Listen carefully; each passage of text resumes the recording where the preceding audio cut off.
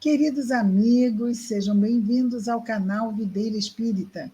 Meu nome é Cristina Brito e este é o programa Projeto 15 Minutos, o Livro dos Espíritos. E aqui, diariamente, nós estudamos por mais ou menos 15 minutos o primeiro livro da codificação espírita, realizada por Allan Kardec, o Livro dos Espíritos. E nós estamos na quarta e última parte deste livro, Esperanças e Consolações.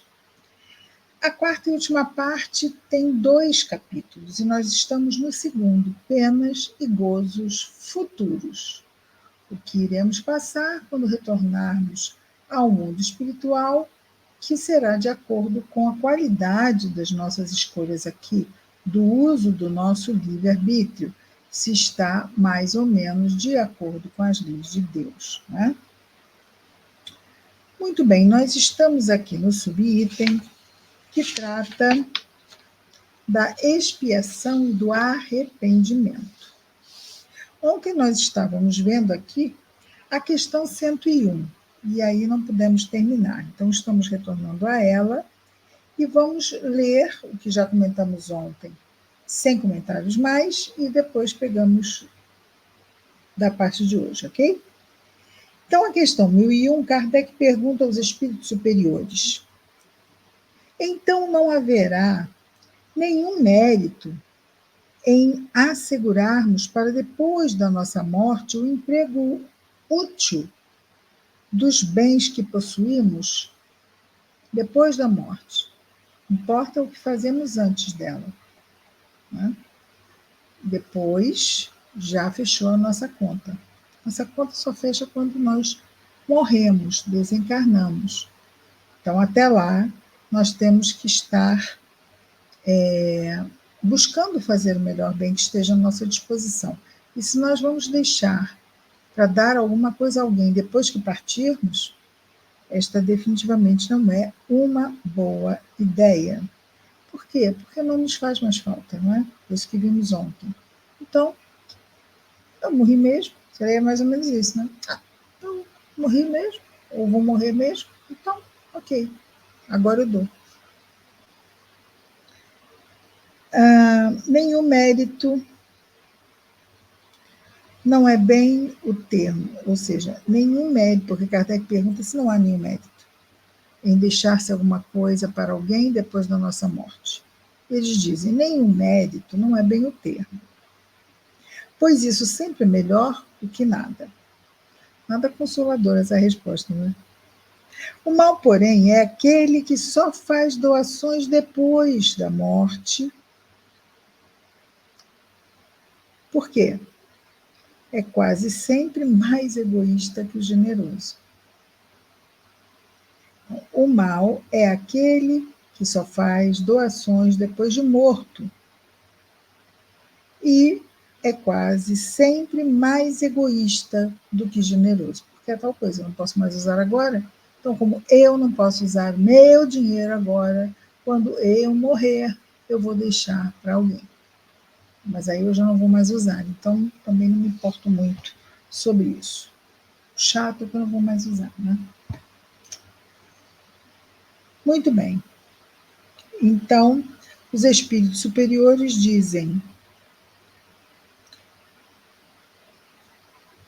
quer ter esse que faz o bem, doações depois de morto apenas, quer ter as honras do bem sem o trabalho de praticá-lo.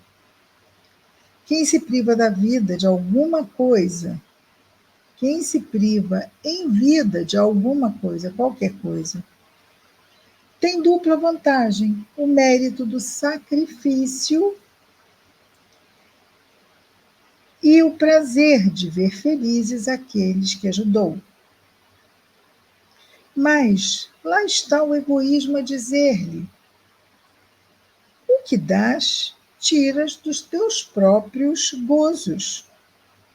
Vimos só até aqui, está a resposta. Mas os espíritos continuam respondendo. Então, eu vou pegar esta frase, ok? Quem se priva em vida de alguma coisa tem dupla vantagem, em vez de deixar para se privar depois que morrer. O mérito do sacrifício. Eu estou tirando assim, de algo que é meu, que eu sei que pode me fazer muita falta no futuro, mas é o certo. Né? O mérito do sacrifício e o prazer de ver felizes aqueles que beneficiou. Mas lá está o egoísmo a dizer-lhe: o que dás, tira dos próprios gozos. Tipo, não faz isso não, deixa do jeito que está. E como o egoísmo fala mais alto do que o discernimento, do que o desinteresse e caridade, o egoísmo no coração da criatura humana do planeta Terra, ele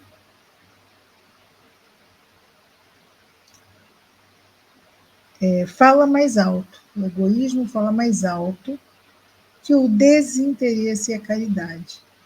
E com interesse e braços cruzados, nós não ascendemos para lugar nenhum. Que seja, vamos ficar mesmo por aqui e por aqui. Tá?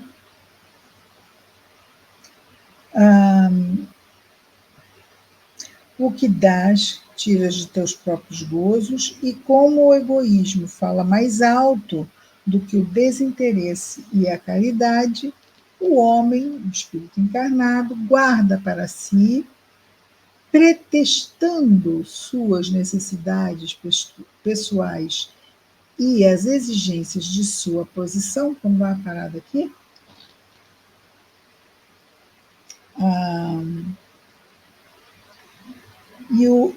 e como o egoísmo fala mais alto do que o desinteresse e a caridade, com certeza fala, grita, e eu, e eu, e eu, e eu. O que eu ganho com isso? O que eu ganho com isso? E como o egoísmo fala mais alto que o desinteresse e a caridade, o homem guarda para si, pretextando, ou seja, a pretexto de suas necessidades pessoais e exigências da sua posição social, a lastimar aquele que desconhece o prazer de dar, pois se acha realmente de uma das mais privado de uma das satisfações mais puras e mais sublimes. Deus, ao submetê-lo à prova da fortuna, a fortuna ela é uma prova, como a pobreza é uma prova. Mas dizem os espíritos que a riqueza é uma prova mais difícil, bem mais difícil que a pobreza. E aqui nem falamos de uma riqueza que vai procurar dar. Não necessariamente isso, né?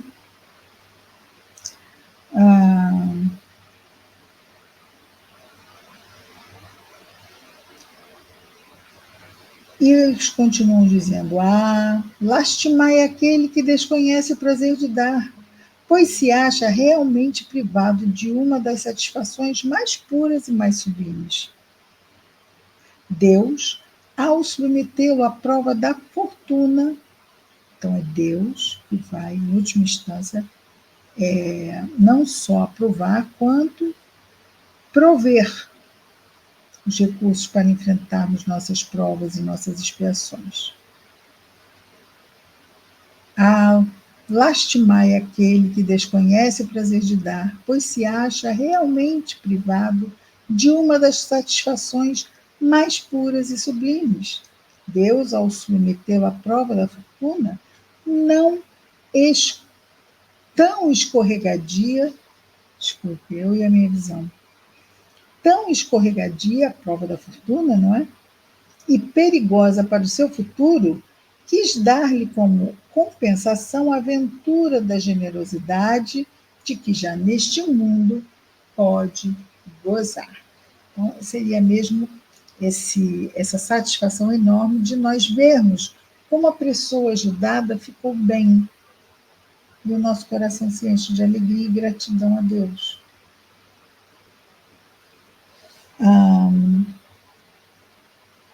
Então, o que vimos? Que sim, temos condições de fazermos o bem enquanto aqui estamos, façamos. Façamos o maior bem que pudermos, todos os dias, ok? O melhor e maior que pudermos. 1002, pergunta Allan Kardec. Que deve fazer aquele que à hora da morte, quer dizer, na hora da morte, ele reconhece suas faltas, mas já não tem tempo para repará-las, para reparar essas faltas? Basta-lhe arrepender-se nesse momento? Resposta. O arrependimento apressa sua reabilitação, mas não o resolve, não o absolve. Não tem ele o futuro pela frente que jamais lhe é fechado? Então não é nenhuma sangria desatada, não precisamos ficar ansiosos, desesperados. Por quê? Porque a vida continua. A vida continua, não só o nosso retorno ao mundo espiritual, como depois vamos retornar à carne. E ao retornar na carne, nós vamos concluir o que não concluímos, melhorar o que ficou mal fechado e fazer de novo o que realmente não nos adiantou mesmo nada.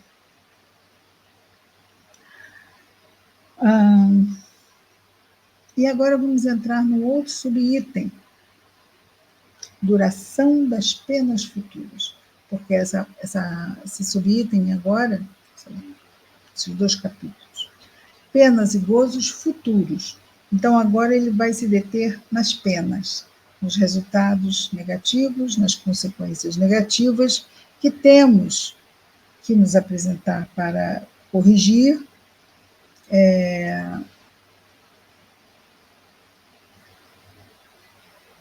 na carne, mas já, como já vimos aqui, não é?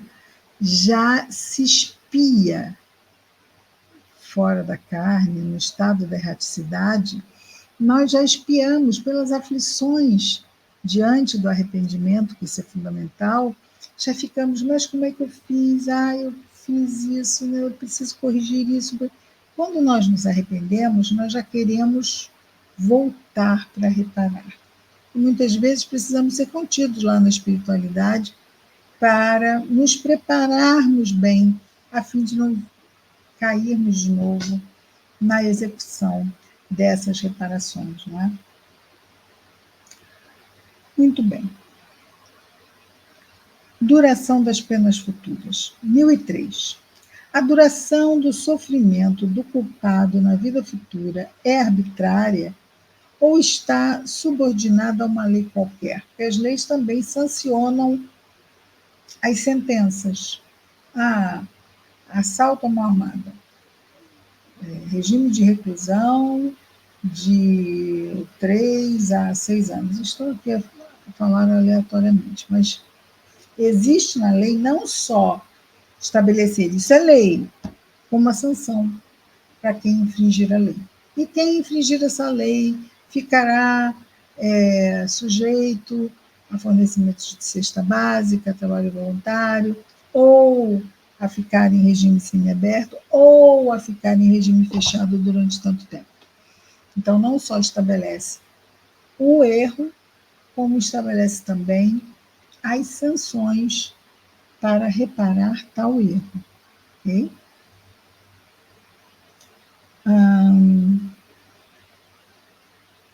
A duração, 103, a duração dos sofrimentos do culpado na vida futura é arbitrária ou está subordinada a uma lei qualquer? Resposta dos espíritos superiores. Deus nunca age por capricho e tudo no universo é regido por leis que revelam a sabedoria de Deus e a sua bondade.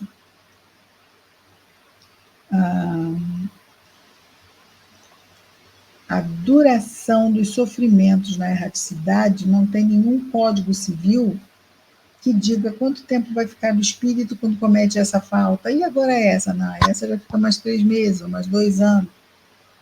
Não existe isso. Então, ao mesmo tempo, ela ela está subordinada, então, às leis de Deus. E quem faz essa avaliação somos nós mesmos. Somos nós mesmos, inconscientemente, ok? Até porque nós vamos ficar vibratoriamente presos ao teor das nossas escolhas, não é?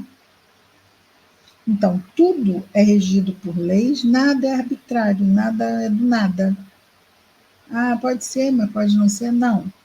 Pode ser. Isso aqui só pode ser de tanto a tanto tempo. Aí isso que estamos comparando com leis humanas, ok?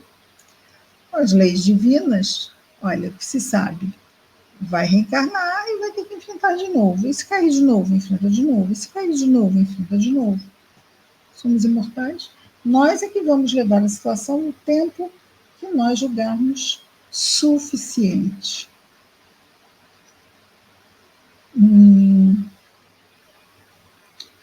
Vamos ficar então hoje aqui na 103 e amanhã retornamos para o nosso projeto 15 minutos, o Livro dos Espíritos.